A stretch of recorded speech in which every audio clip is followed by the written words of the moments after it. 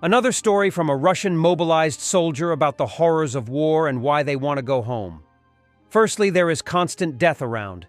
New people arrive and most die almost immediately. Secondly, unsanitary conditions. The Mobics are always black with dirt. Each season brings its difficulties, and there is always a terrible smell of feces in the positions. And finally, the lack of rotation and motivation to do anything at all. However, read for yourself. Atmosphere of war. Let me explain why we want peace here. Firstly, the constant proximity of death. Several events of the last 3 months after arriving from vacation. A friend with whom we served from the very beginning after the regiment entered the zone has died. He was also a puddle guard. He was written off as unnecessary, apparently electrician drivers, with the civil qualification electrician. We have a document and more in the regiment. Ended up in an assault company. He had no infantry training and died a month after his transfer. He died for nothing. And he remained lying in neutral area. Whether the body was pulled out or not is unknown. New faces have appeared in the small construction team. A couple of new contract soldiers from the infantry, from the stormtroopers. One serves for 2 months, out of his party of 24 people. During this time, 14 have already died. The rest are wounded. After being wounded, he was transferred to the rear. The second one signed the contract back in the winter. In January, all of his small group of acquaintances were dead. We arrive at a village store and find out from the saleswoman that her husband was killed by ho-holes.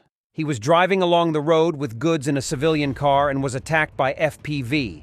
In principle, any trip at a depth of up to 20 kilometers from the contact line is associated with the risk of getting an FPV.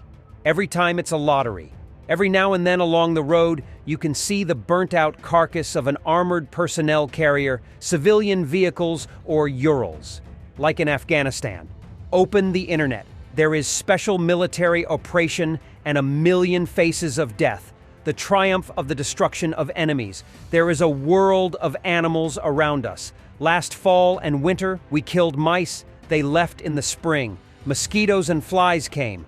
Toads and frogs jumped after them. Snakes came for their souls. Now the mice have returned. The weasel has come running after them. Everyone is eating each other. I think these examples are enough for the imagination. Second, it's hot, scorching, exhausting constant heat when you are all wet. However, the dugouts are not only stuffy but also damp, and you have to burn out the mold. Drink water and sweat. And drink water again. And in the fall, for the 3rd time, there will be downpours and sticky mud. For the 3rd time, we will be all in the mud. The dugouts will flow again. And in winter, for the 3rd time, we will freeze and huddle near the heaters in the cold. Then a thaw, another game of submariners, a struggle for the survivability of the dugout so as not to flood. It's frosty again. Everything's seizing up again. Then it melts. Then the 3rd spring will come. Thirdly, it stinks. There are several cesspools in the forest area. If the wind blows along it, then the smell of shit is almost continuous. To put it another way, when you walk along the path about your business, you are periodically doused with a warm stench. There's a blue sky overhead, yellow grass in the fields, and pits of shit along the forest shelves. And all this is Ukraine. Even with a source of water nearby, it's not easy to wash and do laundry. There's a queue of people waiting. Therefore, you sit in a stuffy, moldy dugout and inhale the stench from the armpit and crotch sweat of those around you, with the cardboard aroma of dirty socks and worn-out shoes. Added to this is tobacco smoke and mouse shit. Fourthly, dust in the warm season, dampness in the cold season. The chesty cough hardly goes away.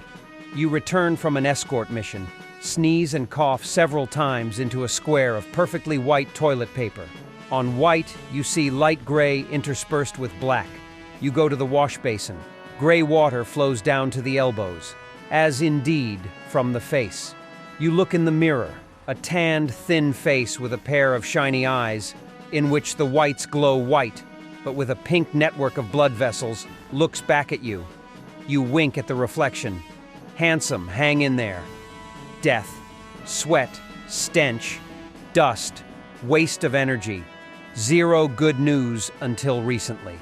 No one gives a fuck about our replacement. Constantly hanging emotional debts instead of those already paid. Protecting Donbass from conquest is not enough. They are waiting for us in Kyiv. They are waiting for us in Odessa. They are waiting for us in Uzhgorod and Lvov. And then immediately Poland. We are counting on you. This is what the daily atmosphere of war looks like. I don't even know why we want this protracted party to end. End of quote. Russian media report that large-scale protests continue in Moscow against the construction of a large mosque in the city center. No reaction from Russian authorities to this. This is interesting.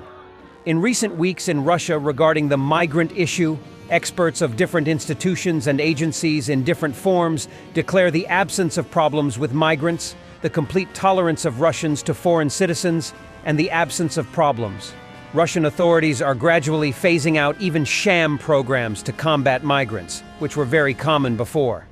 Propagandists started preaching tolerance.